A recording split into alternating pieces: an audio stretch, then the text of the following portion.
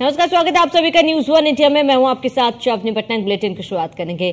बसपा ने शुरू की कैडर वोट बचाने की कवायद। ये बड़ी खबर आपको बताते हैं, जहां पर कैडर वोट बचाने की कवायद बसपा ने शुरू की। कैडर वोट बचाने के लिए हर नुस्खे का इस्तेमाल किया। संगठन में दिख रहा दलित, ओबीसी व मुस्लिम गठजोड़। लोकसभा चुनाव के बाद पार्टी ने जिला इकाइयों का गठन किया। 1-2 जिले में ही सामान्य वर्ग को दी गई तरजीह। जिला इकाइयों में 60% एससी, 30% ओबीसी मिले। बड़ी खबर आपको बता दें, जहां 10% मुस्लिम पदाधिकारियों को तरजीह दी गई है। दलितों पर किया जा रहा विशेष फोकस। ये बड़ी खबर आपको बता दें, जहां बसपा अपने कोर वोटरों की ओर तरजीह दे रहा है और बसपा ने शुरू की कैडर वोट बचाने की कवायद। कैडर वोट बचाने के लिए हर नुस्खे का इस्तेमाल किया जा रहा है, हर तरीके का इस्तेमाल किया जा रहा है। 10% मुस्लिम पदाधिकारियों को तरजीह मिली है। संगठन में दिख रहा दलित, ओबीसी व मुस्लिम गठजोड़। जो संगठन है बसपा का, उसमें दलित, मुसलमान और ओबीसी का गठजोड़ देखा जा रहा है। वो इसलिए भी क्योंकि ये कोर वोटर्स माने जाते हैं बसपा के। ऐसे में आपको बता दें कि बसपा दलितों के लिए हमेशा मुखर रही है और लोकसभा चुनाव में जो नतीजे बसपा को देखने को पड़े, इसको लेकर बसपा काफी ज्यादा सतर्क है। वो किसी भी तरीके की कोताही नहीं बरतना चाहती और इसी को लेकर अपने कैडर वोट बचाने की कवायद में बसपा जुटी हुई है। जहां संगठन में जो है दलित, ओबीसी, मुसलमानों का गठजोड़ देखा जा रहा है। लोकसभा चुनाव के बाद पार्टी ने जिला इकाइयों का भी गठन किया। 1-2 जिलों में ही सामान्य वर्ग को तरजीह दी गई। वहीं जिला इकाइयों में 60% एससी, 30% ओबीसी, 10% मुस्लिम पदाधिकारियों को तरजीह मिली और इसके साथ ही लोकसभा चुनाव के बाद पार्टी ने जिला इकाइयों का गठन किया। इन जिला इकाइयों का जो गठन किया गया है, जो संगठन है, उसमें दलितों का, मुसलमानों का, ओबीसी का गठजोड़ देखा गया है और इनमें 60% पदाधिकारी एससी हैं और 10% मुस्लिम पदाधिकारियों को तरजीह दी गई है।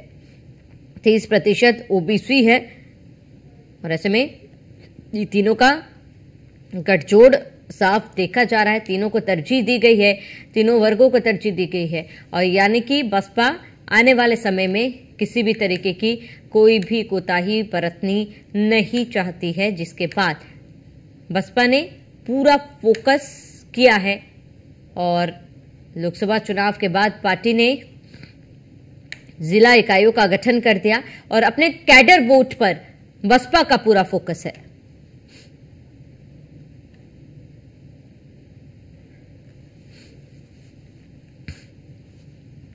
तो कैडर वोट बचाने के लिए हर एक कोशिश बसपा की तरफ से की जा रही है। संगठन में दलित, ओबीसी,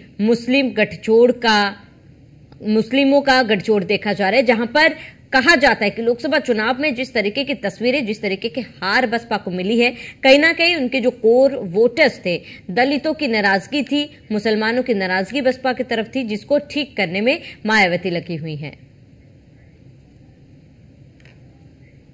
और वही अधिक जानकारी के लिए हमारे साथ संवाददाता वर्षा शाही हमारे साथ जुड़ चुकी है। वर्षा, क्योंकि जिस तरीके के नतीजे हमने लोकसभा चुनाव में देखे थे, बसपा को करारी हार मिली थी और ऐसे में अब जब चुनाव के नतीजे सामने आ चुके हैं, बसपा किसी भी तरीके का कोई भी रिस्क लेने को तैयार नहीं है और जो कोर वोटर्स है बसपा के, चाहे मुसलमानों की बात कर ले, ओबीसी की बात कर ले या फिर दलितों की बात कर ले, उन पर फिलहाल बसपा का पूरा फोकस देखा जा रहा है। बिल्कुल, देखिए जिस तरह से बसपा को लोकसभा चुनाव में हार मिली, अब उसके बाद दोबारा अब ये तैयारी हो रही है और जिस तरह से सपा ने पीडीए का नारा दिया, वैसे ही बसपा पीडीएम का नारा देकर आगे बढ़ रही है और पीडीएम के नारे में भी वो ओबीसी, मुस्लिम, इन्हीं वोटरों को टारगेट करेगी जो इनके कोर वोटर रहे हैं पहले से और वो वोटर नाराज देखने की वजह से शायद बसपा को वो वोट बैंक नहीं मिल पाया जो हर बार बसपा जब जीतती थी तो इन्हीं वोट बैंक की वजह से वो टारगेटेड जीतती थी।